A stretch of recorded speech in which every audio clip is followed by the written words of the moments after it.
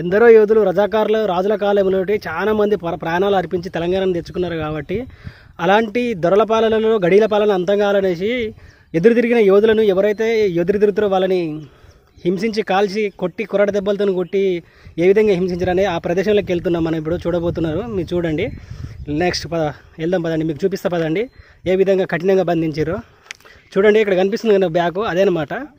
వచ్చేసి పనిగిరి గ్రామంలో ఉంది, నాగారం మండలం, సూర్యాపేట డిస్టిక్ అనమాట. ఎవరైనా వచ్చి చూడొచ్చు. చాలా కట్టడాలు బాగున్నాయి ఇక్కడ. ఇంత మునుపు మీకు చెప్పిన వీడియోలో కూడా చూపించాను అనమాట. పనిగిరి బౌద్ధ క్షేత్రం అయినటువంటి పుణ్యక్షేత్రం కదా, దానికి ఒక 1 కిలోమీటర్ దూరంలో ఉందన్నమాట. ఇవి రజాకారులు, ఆనాడు రజాకారులు ఏ విధంగా మనుషులను ఇబ్బంది పెట్టారు అనేది మీకు ఈరోజు చూపించబోతున్నా. ఈ వీడియో చాలా మంచిగా ఉంటుందని, చాలా బాగా వచ్చింది. చూడండి, దయచేసి లైక్ చేయండి, స్కిప్ చేయకుండా చూడండి. ఒకసారి చూద్దాం మనం. ఫ్రెండ్స్ ఇవే అనమాట ఇక్కడ చూస్తున్నారు కదా ఇది. మీరు ఈ భవనాన్ని చూసినట్టయితే ఇదనమాట.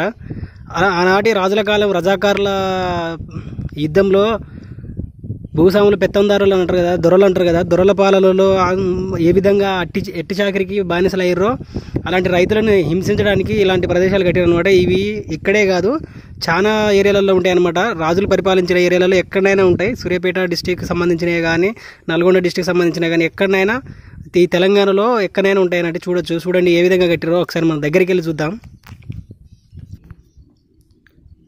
చూడండి ఫ్రెండ్స్ ఎంత బాగా కట్టిరో. డంగు సున్నంతో కట్టారు అనమాట. డంగు సున్నం అనేది ఇక్కడ చాలా ఫేమస్. అది వెనకటి కాలంలో వాళ్ళకి బాగా తెలిసి ఉంటుంది.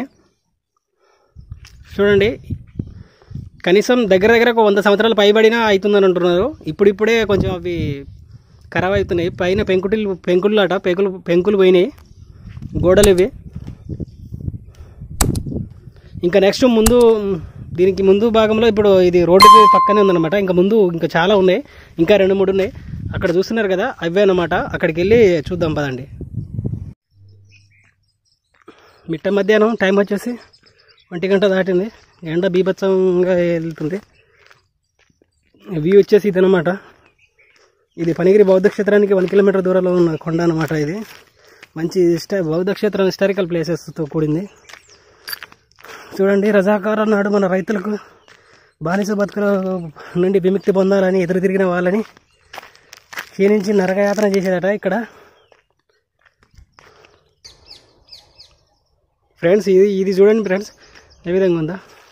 ఇప్పటికి కూడా కొంతమంది ఎవరైతే ఒక 4 రేకులు తెచ్చుకొని వేసుకొని కొంచెం క్లీన్ చేసుకొని వాషింగ్ చేయించుకొని ఉండొచ్చు. నాకు తెలిసి మినిమం ఇంకా 50 ఇయర్స్ అయినా ఇది ఇలాగే ఉంటుంది అనమాట. ఇక్కడ మీరు చూసుకున్నట్టయితే చూడండి ఎంత గట్టిగా ఉందో. సిమెంట్ అయితే ప్రస్తుతం మనం వాడుతున్న సిమెంట్ ఊరికనే ఇట్లా అంటే గట్టిగా వస్తుంది. ఇది చూడండి డంగు సున్నంతో చేసిందంట. ఎంత గట్టిగా అంటే అంత గట్టిగా ఉంది. ఇక చాలా మంది ఉంటారు కదా అలా వరుస వాళ్ళ పేర్లు రాసుకున్నారు మామూలుగా తీటేశాలు. చూడండి బందీఖానాలో రాజుల కాలం నాటి రజాకారుల కాలం రోజుల్లో గుర్రాలు కూడా ఇక్కడ కట్టేసేదని చెప్తున్నారు. ఇక్కడ చూడండి ఇక్కడ 2 ఉన్నాయి. అవి గుర్రాలకు దానగా ఉపయోగిస్తారని చెప్పినారు ఇక్కడ. ఇదేనా మరి అరుగుల్లాగా కట్టారు ఇట్లా, అందులో దాన పోస్తారని చెప్తున్నారు. చూడండి ఫ్రెండ్స్ మీకు అక్కడ కనిపిస్తుంది కదా లైట్గా, అక్కడి నుంచి మొదలుకుంటే ఇక్కడ 3 గడీలు కట్టినమాట. హింసించే గడీలు, దొరపాలన గడీలు. చూడండి ఇదంతా పనిగిరి బౌద్ధ క్షేత్రం కిందకి వస్తుందట. పనిగిరి బౌద్ధ క్షేత్రం కింద ఒక 100 ఎకరాలు ఉందట శ్రీ రాములవారి ఖాతాలో. అక్కడ పంట మొత్తం రాములవారి అకౌంట్లు వేస్తారట. ఇక్కడ చూడండి ఇది 3వది. ఈ కొండపైకి మొత్తం వచ్చిన తర్వాత ఇదనమాట. చాలా అంటే చాలా అద్భుతంగా కట్టినారు. అసలు ఇన్ని రోజులు ఒక 100 సంవత్సరాల నుంచి ఏ విధంగా ఇంత చెక్కు జరగకుండా ఉందనేది అసలు ఇది కదా అసలు చరిత్ర అంటే. చూడండి ఎట్లా అంటే అసలు సున్నం ఇప్పుడు వాడుతున్నటువంటి సిమెంట్ కూడా ఇంత క్వాలిటీ ఉండకపోవచ్చు. దగ్గర ఇప్పటికీ 100 సంవత్సరాలు పైబడిన అయిందని చెప్తున్నారు. అయినా కానీ ఎలాంటి మన దర్వాజలు అవి ఇవి పెంకులు అవే కూలిపోయినాయి. గోడలు చూడండి ఎండకెండి వానకి తడిచి ఏ విధంగా అయినా కానీ గట్టిగానే ఉన్నాయి. ఎవరో ఆకతాయిలు కానీ చిన్న పెంకులు బెర్రులు ఊడుతున్నాయి. ఈ సిమెంట్ ఇటుక కన్నా ఇటుక కూడా ఖరాబ్ కాకుండా ఎంత గట్టిగా ఉందో చూడండి. అందుకే అందరూ ఓల్డ్ ఈజ్ గోల్డ్ అన్నది. ఓల్డ్ ఈజ్ గోల్డ్ అంటే ఇదనమాట, పూర్తి నిదర్శనం. ఆనాటి డిజైన్లు, కట్టడాలు అద్భుతంగా చూడండి. ఇక్కడ మీరు చూసినట్లయితే ఏ విధంగా మనం ఇప్పుడు సెల్ఫ్లు ఎలా పెట్టుకుంటున్నామో ఆ రోజుల్లో కూడా అలా పెట్టించారనమాట. ప్రతి ఒక్కటి కిటికీలు, దర్వాజలు. ఇక్కడ చూసుకున్నట్టయితే ఇది ఒక పెద్ద హాల్ లాగా ఉంది.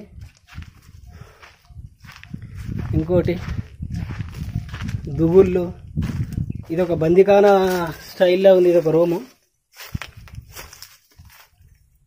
అయితే ప్రతి ఒక్కరు ఏమేమి పనిచేస్తున్నారు అనేది మొత్తం కనిపిస్తుంది. అదేవిధంగా ఎంత నీచమైన పరిస్థితి ఉందో పాపం, అందుకే ఈ కట్టేసి చేపించారట. లొకేషన్ బాగుంది.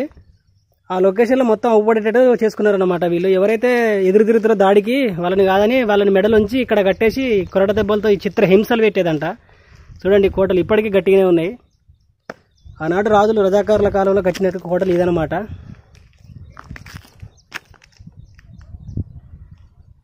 చూడండి ఎంత నీట్గా అంటే ఎంత నీట్గా రాళ్ళు కానీ ఆ రోజు చెక్కి క్రమబద్ధీకరంగా ఉన్నాయి. ఇప్పటికీ కొంచెం దీన్ని మంచి ప్లాస్టింగ్ చేయించి మళ్ళీ ఒక పరిస్తే ఇంకొక 100 ఏళ్ళు అయినా ఉంటుందని అనుకుంటున్నాం. ఓకే ఫ్రెండ్స్, ఇక్కడ మీరు చూస్తున్నారు కదా పెద్ద బండరాయి అన్నమాట ఇది. చూడండి, ఈ రజాకారులు కట్టిన గడీలు ఉన్నాయి కదా, ఆ గడీల పక్కమటి రాక్షస గడీలనే చెప్పాలి, చిత్రహింసలు పెట్టారు కాబట్టి ఆ గడీల పక్కమటి ఉందన్నమాట. ఇది చూడండి, రాయి, పెద్ద బండరాయి.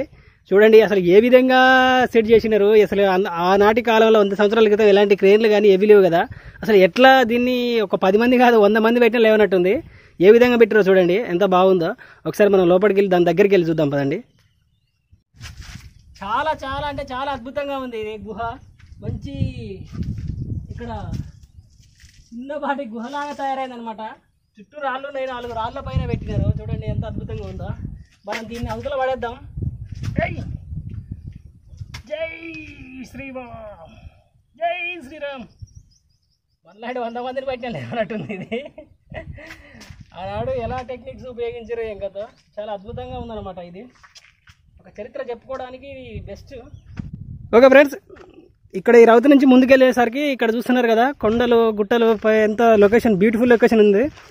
ఆనాడు రాజులు రజాకారుల కాలంలోనే రాజులతో పాటు ఇక్కడ ఉన్నటువంటి భూ ఆసాములు కానీ, భూ పెత్తందారులు, అదేవిధంగా రైతులు కూడా శ్రీ ఆంజనేయ స్వామిని పూజించేవారంట.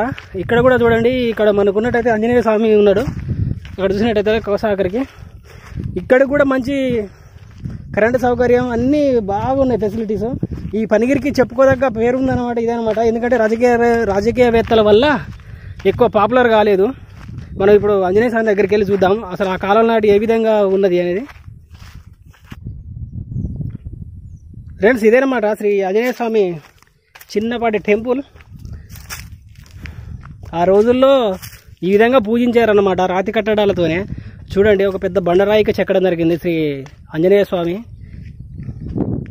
చూడండి, చెండు రూపంలో ఈ విధంగా దళాలు ఈ విధంగా పూజించుకున్నారన్నమాట. 100 సంవత్సరాల క్రితం ఇక్కడ రాజుల కాలంలోనే రైతులు కానీ అందరూ పూజించుకునే దేవుడు అనమాట. చూడండి, ఆ రోజుల్లో రాతి కట్టడాలు ఏ విధంగా ఉన్నాయి, ఇప్పటికీ చెక్క జరగకుండా ఉన్నాయి. ఇలాంటి వాటిని కొంచెం టూరిస్ట్ ప్లేస్లుగా చేసేసి చూపిస్తే నెక్స్ట్ జనరేషన్ వచ్చే వాళ్ళకి కూడా మనలాంటి నెక్స్ట్ జనరేషన్ ఇంకా వాళ్ళ జనరేషన్ కూడా చెప్పుకోవడానికి హిస్టరికల్ ప్లేసెస్ ఉంటాయని నేను అనుకుంటున్నా. ఓకే ఫ్రెండ్స్, ఇప్పుడు చూసినారు కదా మీరు రజాకారుల కాలం ఉన్నటువంటి మనం రైతులను ఏ విధంగా ఇబ్బంది పెట్టి క్షీణించారో అలాంటి గడిలు చూసినారు కదా, కోటలు. ఇలాంటి ఇంకా చాలా videos, historical places, old temples, new temples, ఇంకా చాలా అడ్వెంచర్ వీడియోస్ మన ఛానల్లో లభ్యమవుతాయి. చూడండి, ప్లీజ్ ఒక లైక్ కొట్టండి. ఇలాంటి వీడియోలు ఇంకా మరిన్ని కావాలనుకుంటే నా ఛానల్ని సబ్స్క్రైబ్ చేసుకోండి. అదేవిధంగా మీ ఊరిలో ఎలాంటి హిస్టారికల్ ప్లేసెస్ ఉన్నా, ఎలాంటి పురాతన ఆలయాలు కానీ చరిత్రకు సంబంధించిన ఏవైనా ఉన్నా కింద మన ఛానల్లో కామెంట్ బాక్స్లో కామెంట్ చేయండి. అక్కడికి వచ్చి వీడియో చేయడం జరుగుతుంది. Thank you.